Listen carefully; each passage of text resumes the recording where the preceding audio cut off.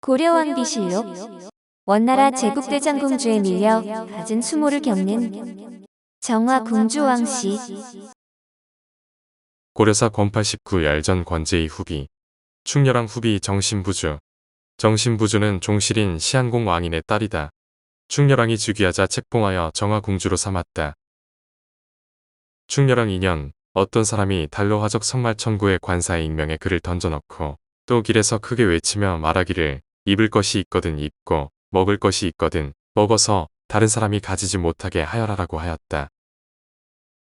다음날 달로 화적이 왕과 제국공주에게 이를 보고하였는데 그 글에 이르기를 정화공주가 왕의 총애를 잃자 무녀로 하여금 공주를 저주하였습니다라고 하였다. 제국공주는 홀날 때 삼가 차고대 등을 보내 궁주를 나장의 집에 가두고 부고를 봉하였는데 유경이 힘써 변론하여 풀려날 수 있었다. 궁주는 공주가 시집 온 때로부터 늘 별궁에 살며 왕과 절대로 서로 통하지 않고 지냈는데 공주가 흥서하고 난 후 충선왕이 내선받고 나서야 왕과 궁주를 받들어 맞이하여 축수를 올렸다. 궁주는 강양공 왕자와 정령 명순 두 원비를 낳았으며 충수광 6년에 죽었다.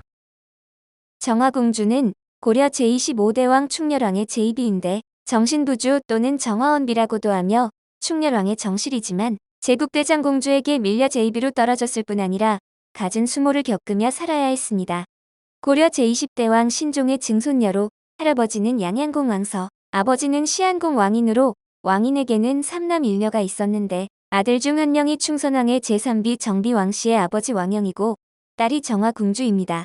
정화궁주는 충렬왕이 태자 시절이던 1260년 결혼하여 정식으로 왕태자비로 책봉되었으나 고려가 원나라의 간섭을 받게 되면서 고려의 국왕은 원나라의 공주를 왕비로 맞아들여야 했습니다. 이미 태자비가 있었던 충렬왕조차도 그랬는데 충렬왕과 정화궁주가 결혼한 지 14년이나 지난 1274년 쿠빌라이 칸의 막내딸 제국대장공주가 충렬왕의 제1비가 되었고 정화궁주는 제2비로 밀려났습니다. 14년간이나 정실부인의 위치에 있다가 갑자기 일개첩실로 떨어진 것인데 제국대장공주는 기가 세고 자존심이 강한 성격의 소유자였으며 남편 충렬왕에게 별로 사랑받지 못했습니다. 게다가 충렬왕의 잦은 엽색 행각으로 인한 불만 때문에 질투심이 굉장히 심해 충렬왕에게 여자 문제를 자주 따졌음에도 바뀌지 않자 화풀이로 충렬왕의 다른 여자들과 자제들에게 직간접적인 위해를 가했습니다. 시집 오기 이전 정실이었던 정화공주를 엄청 괴롭혔는데 1275년 제국대장공주는 충렬왕의 아들 충선왕을 낳았고 정화공주가 낳은 아들 강양공 왕자가 있었지만 왕위는 원나라 황실의 외손자인 충선왕에게 돌아갔습니다. 제국대장공주의 등남을 축하하는 연회가 치러졌는데 제국대장공주와 정화공주의 자리가 동등하게 배치되어 있자 제국대장공주는 이를 몹시 불쾌하게 여겼고 결국 제국대장공주가 정화공주의 상석에 앉게 되었습니다. 연회 도중 정화공주가 제국대장공주에게 무릎을 꿇고 술잔을 올렸는데 이때 충렬왕이 신경이 쓰였는지 두 여인을 쳐다보자 제국대장공주는 정화공주에게 막대한다고 그러냐며 따지고 화를 냈습니다. 연회는 끝나버렸고 제국대장공주는 아들에게 가버렸고 이후에도 제국대장공주는 충렬왕에게 정화공주에게 가냐고 따지거나 자신과 정화공주의 시종수를 비교하면서 질투하기도 했습니다. 1276년에는 누군가 정화공주가 무녀를 시켜 제국대장공주를 저주한다는 헛소문을 퍼뜨려 정화공주를 모함했는데 분노한 제국대장공주는 정화공주를 감금했고 정화공주는 류경의 도움으로 겨우 풀려날 수 있었습니다.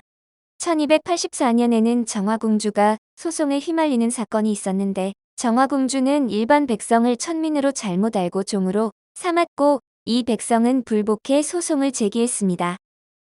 충렬왕의 지시로 정화공주에게 유리한 판결이 났는데 이 판결을 내린 관리가 판결 다음날 갑자기 의문사했고 정화공주를 공격했던 이행검만 홀로 목숨을 건졌습니다. 참고로 이행검의 사위 기자오는 기왕후의 친정아버지였는데 이런 일들로 정화공주는 약 40여 년간 떨어진 별궁에 거처하는 등 정화공주가 겪은 수모는 당대 원나라 공주 출신 고려 왕비들의 횡포를 잘 보여줍니다. 1297년 제국대장공주가 죽었고 이듬해인 1298년에는 충렬왕의 아들 충선왕에게 왕위를 넘겨주고 상왕으로 물러나자 별궁에 쫓겨나 있던 정화공주는 그제야 충렬왕의 곁으로 돌아와 함께 살 수 있었습니다. 정화공주는 1319년 사망했는데 참고로 고려사전료에서는 정화공주의 사망 기사를 다루며 정화공주를 충렬왕의 원비로 기술했으며 충렬왕과의 사이에서 일남 이녀를 낳았습니다. 장남은 강양궁 왕자로 단양부원대군 왕후, 연안군 왕고, 연덕부원대군 왕훈을 낳았으며 장녀 정령원비는 제안공의 후처가 되었고 차녀는 명순원비입니다. 연덕부원대군의 외손자가 바로 고려의 마지막 왕인 공양왕인데 공양왕은 왕영의 현손자로 왕영의 장남왕분의 증손자가 공양왕입니다. 강화도에 있는 절인 전등사는 정화공주가 이 절에 귀한 옥등을 시주한 데서 그 이름이 유래했는데 전등사는 정화공주의 원찰이기도 했습니다. 전등사 대웅전의 네 군데 귀퉁이의 추녀에는 나무로 만든 나부상이 조각되어 있는데 여기에 대해서는 여러 설들이 있지만 정화공주를 질투하고 괴롭힌 제국대장공주를 나부로 조각한 것이라는 설도 있습니다. 정화공주는 슬픔을 달래기 위해 불교에 마음을 두었고 전등사의 옥등과 대장경을 시주했는데 정화공주가 바친 옥등은 불법을 널리 전하는 등불과도 같은 의미를 지니고 있습니다. 등불을 밝혀 어둠을 물리치는 것처럼 불법을 널리 펼쳐 이 세상을 돕고자 함이 옥등에 담겨 있는 것으로 정화공주가 옥등을 바친 이후로 절 이름도 진종사에서 전등사로 바뀌었습니다. 고려의 대시인이었던 목은 이색은 정화공주의 억울하고 안타까운 사연을 담아 다음과 같은 시를 지었습니다.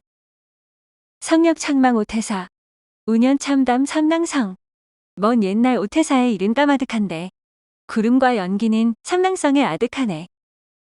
정화원당 수갱식 벽기진원 상객정 등대조로 벽기에 쌓인 먼지 나그네 마음 상하게 하네. 정화공주의 원당을 밀어서 고쳐 세우리 대조루에 올라서서 정화공주의 서름이 담겨있는 전등사에서 역사 속 여인들의 애환을 생각해보게 만드는데 2017년 MBC 왕은 사랑한다에서는 강혜솔이 정화공주 역할을 했습니다. 오늘 고려왕 비실록은 원나라 제국대장공주에 밀려 가진 수모를 겪는 정화공주 왕씨였습니다.